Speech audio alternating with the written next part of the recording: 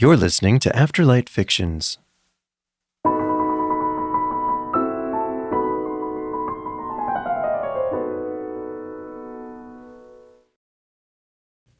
There was once a soldier who for many years had served the king faithfully, but when the war came to an end, could serve no longer because of the many wounds which he had received. The king said to him, "You may return to your home. I need you no more, and you will not receive any more money, for only he who renders me services receives wages for them." The soldier did not know how to earn a living, so he went away greatly troubled and walked the whole day until in the evening he entered a forest. When darkness came on, he saw a light, which he went up to, and came to a house wherein lived a witch. "Do give me one night's lodging and a little to eat and drink," he said to her, "or I shall starve." "Oh," she answered, "who gives anything to a runaway soldier? Yet will I be compassionate and take you in, if you will do what I wish." "What do you wish?" said the soldier. "That you should dig all around my garden for me tomorrow." The soldier consented, and next day labored with all his strength, but could not finish it by the evening. "I see well enough," said the witch, "that you can do no more today, but I will keep you yet another night, in payment for which you must tomorrow chop me a load of wood, and chop it small." The soldier spent the whole day in doing it, and in the evening the witch proposed that he should stay one more night. "Tomorrow you shall only do me a very trifling piece of work. Behind my house there is an old dry well, into which my light has fallen. It burns blue and never goes out, and you shall bring it up again." The next day the old woman took him to the well and let him down in a basket. He found the blue light and made her a signal to draw him up again. She did draw him up, but when he came near the edge, she stretched down her hand and wanted to take the blue light away from him. "No," said he, perceiving her evil intention, "I will not give you the light until I am standing with both feet upon the ground." The witch fell into a passion, let him fall again into the well, and went away. The poor soldier fell without injury on the moist ground, and the blue light went on burning. But of what use was that to him? He saw very well that he could not escape death, so he sat for a while, very sorrowfully, and then suddenly he felt in his pocket and found his tobacco pipe, which was still half full. "This shall be my last pleasure," thought he, pulled it out, lit it at the blue light, and began to smoke. When the smoke had circled about the cavern, suddenly a little black dwarf stood before him and said, "My lord, what are your commands?" "What are my commands?" replied the soldier, quite astonished. "I must do everything you bid me," said the little man. "Good," said the soldier. "Then in the first place, help me out of this well." The little man took him by the hand and led him through an underground passage, but he did not forget to take the blue light with him. On the way, the dwarf showed him the treasures which the witch had collected and hidden there, and the soldier took as much gold as he could carry. When he was above, he said to the little man, "Now go and bind the old witch and carry her before the judge." In a short time, she came by like the wind, riding on a wild tomcat and screaming frightfully.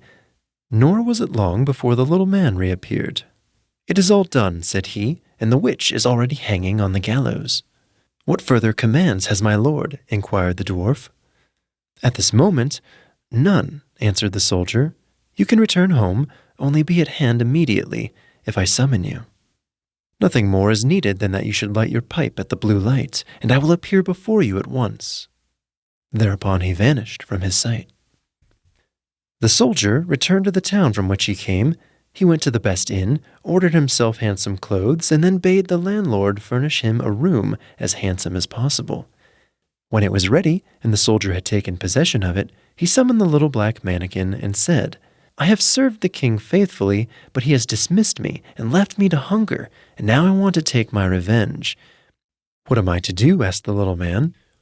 "Late at night, when the king's daughter is in bed, bring her here in her sleep. She shall do servant's work for me." The mannikin said, "That is an easy thing for me to do, but a very dangerous thing for you, for if it is discovered, you will fare ill." When 12 o'clock had struck, the door sprang open, and the mannikin carried in the princess. "Aha, are you there?" cried the soldier. "Get to your work at once. Fetch the broom and sweep the chamber." When she had done this, he ordered her to come to his chair, and then he stretched out his feet and said, "Pull off my boots," and then he threw them in her face, and made her pick them up again, and clean and brighten them. She, however, did everything he bade her, without opposition, silently, and with half-shut eyes. When the first rooster crowed, the mannequin carried her back to the royal palace, and laid her in her bed. The next morning, when the princess arose, she went to her father and told him that she had a very strange dream. "I was carried through the streets with the rapidity of lightning," said she, "and taken into a soldier's room, and I had to wait upon him like a servant, sweep his room, clean his boots, and do all kinds of menial work. It was only a dream, and yet I am just as tired as if I really had done everything." "The dream may have been true," said the king.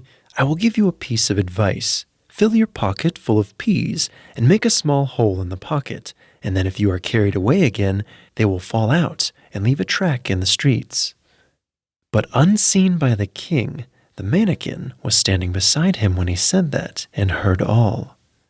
At night, when the sleeping princess was again carried through the streets, some peas certainly did fall out of her pocket, but they made no track, for the crafty mannequin had just before scattered peas in every street there was. And again, the princess was compelled to do servant's work until the first rooster crowed.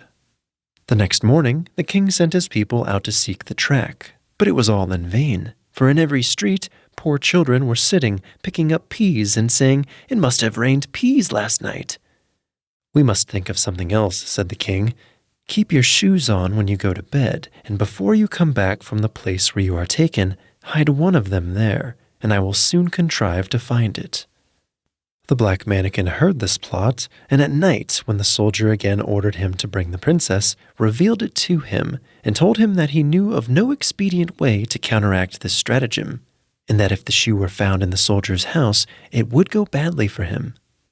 "Do what I bid you," replied the soldier, and again this third night the princess was obliged to work like a servant, but before she went away, she hid her shoe under the bed. The next morning the king had the entire town search for his daughter's shoe. It was found at the soldier's place, and the soldier himself, who had the entreaty of the dwarf, had gone outside the gate and was soon brought back and thrown into prison. In his flight he had forgotten the most valuable things he had, the blue light and the gold, and had only one ducat in his pocket. And now loaded with chains, he was standing at the window of his dungeon when he chanced to see one of his comrades passing by. The soldier tapped the pane of glass, and when this man came up, he said to him, "Be so kind as to fetch me the small bundle I have left lying in the inn, and I will give you a ducat for doing it." His comrade ran thither and brought him what he wanted. As soon as the soldier was alone again, he lit his pipe and summoned the black mannequin. "Have no fear," said the latter to his master. "Go wheresoever they take you, and let them do what they will, only take the blue light with you." The next day the soldier was tried, and though he had done nothing wicked, the judge condemned him to death. When he was led forth to die, he begged a last favor of the king. "What is it?" asked the king. "That I may smoke one more pipe on my way." "You may smoke 3, answered the king, "but do not imagine that I will spare your life." Then the soldier pulled out his pipe and lit it at the blue light. And as soon as a few wreaths of smoke had ascended, the mannequin was there with a small cudgel in his hand, and said, "What does my lord command?" "Strike down to earth that false judge there and his constable, and spare not the king who has treated me so ill."